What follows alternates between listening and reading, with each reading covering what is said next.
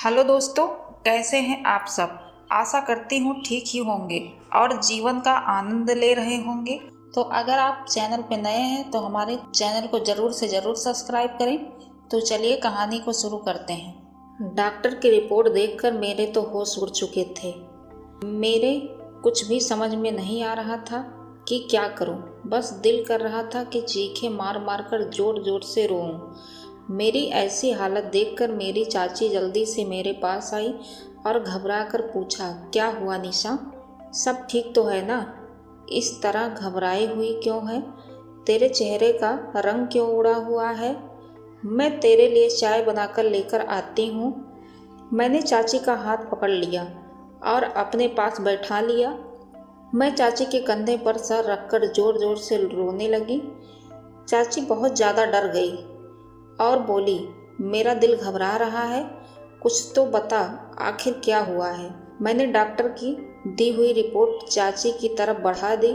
इस रिपोर्ट में साफ साफ लिखा था कि मैं प्रेग्नेंट हूँ। रिपोर्ट छूटकर चाची के हाथों से नीचे गिर गई थी, क्योंकि एक शादीशुदा औरत के लिए यह जितनी ही खुशी की बात होती है, एक कुंवारी लड़की के लिए यह उतनी ही शर्मनाक होती है। मेरा जी चाह रहा था कि जमीन फटे और मैं उसमें समा जाऊं। चाची ने झिंझोड़ते हुए निशा से पूछा, निशा बता, किसने किया है ये सब? तेरे पेट में किसका बच्चा पल रहा है? चाची के बार बार पूछने पर मैंने किसी तरह चाची को सच्चाई बताई। करीब 1 महीने पहले जब मैं अपनी सहेली के घर से लौट रही थी तो एक लड़के ने रास्ता पूछने के बहाने मुझे अपनी कार में बिठा लिया था। मैं उसका इरादा समझ नहीं पाई। उसके बाद वह गाड़ी को गलत रास्ते पर ले जाने लगा। जब मैंने उससे गाड़ी रोकने के लिए विरोध किया तो पता नहीं उसने मुझे क्या सुहा दिया, जिसके बाद मैं बेहोश सी हो गई। इसके बाद वह गाड़ी को सुनसान जगह पर ले गया और मेरे साथ गलत काम किया और उसके बाद वह मुझे सड़क किनारे फेंक कर चला गया। मैं बेसुध सी रोड पर पड़ी थी। तभी अचानक एक कार आई जिसमें एक पति पत्नी थे। मुझे इस हालत में देखकर उन्होंने मुझे अपनी कार में बिठाया।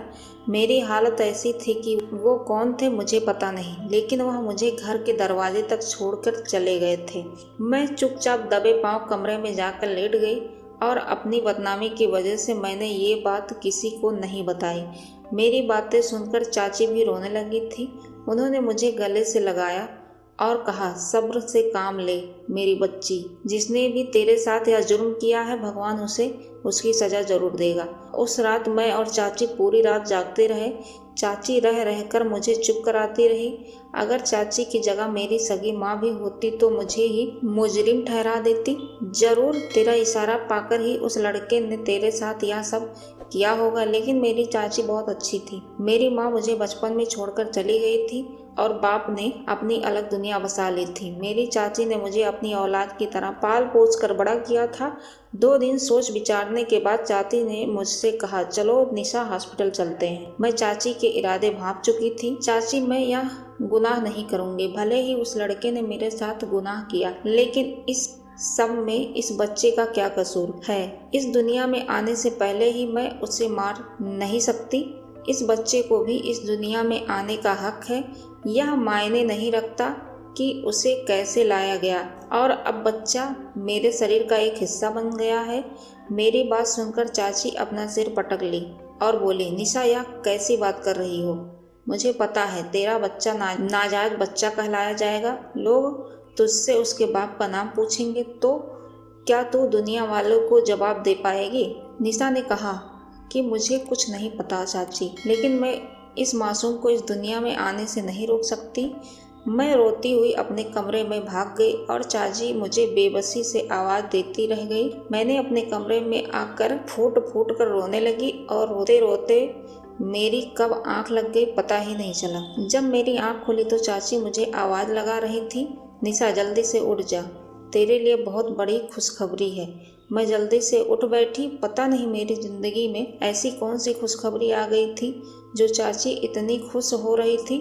चाची बोली, निशा, तेरे लिए बहुत ही अच्छा रिश्ता आया है और यह रिश्ता मुझे लगता है कि भगवान की तरफ से भेजा गया रिश्ता है। क्योंकि तू अबॉर्शन कराना नहीं चाहती तो दूसरा रास्ता इससे निपटने का यही है कि तू शादी कर ले। और देखो, भगवान ने ऐसे मौके पर तेरे लिए भी रिश्ता भेज दिया है। मैं चाची की बात सुनकर थोड़ा हैरान हुई और जब मैं रूम से बाहर निकलकर ड्राइंग रूम में पहुंची तो मैं थोड़ा चौंक गई, क्योंकि ये रिश्ता लेकर आने वाला और कोई नहीं बल्कि वही कार वाले पति पत्नी थे जिन्होंने मुझे घर पर ड्रॉप किया था।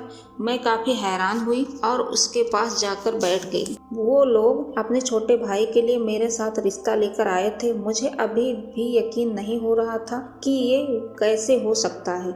बाद में उन लोगों ने मेरी चाची को बताया कि उस वाक़ये के बाद जब हम दोनों ने इस बच्ची की हालत देखी तो हम बहुत दुखी हुए और सोचने लगे कि इस बेचारी पर क्या गुजरेगी। और यही सोचकर हम निशा के लिए रिश्ता लेकर आए हैं और चाची ने भी उन्हें निशा के बारे में सब कुछ बता दिया ताकि उन्हें किसी भी तरह के अंधेरे में ना रखा जाए। और 1 सप्ताह के अंदर मेरी शादी भी हो गई।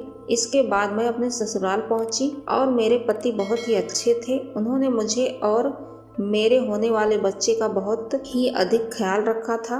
वो कहते हैं ना, देने वाला जब देने पर आए तो छप्पर फाड़ कर देता है। निशा के साथ जितना गलत हुआ, लेकिन उसी की वजह से उसकी लाइफ भी बहुत अच्छी हो गई थी। दोस्तों, ऐसी ही कहानियाँ देखने के लिए आप मेरे चैनल को सब्सक्राइब करें। धन्यवाद।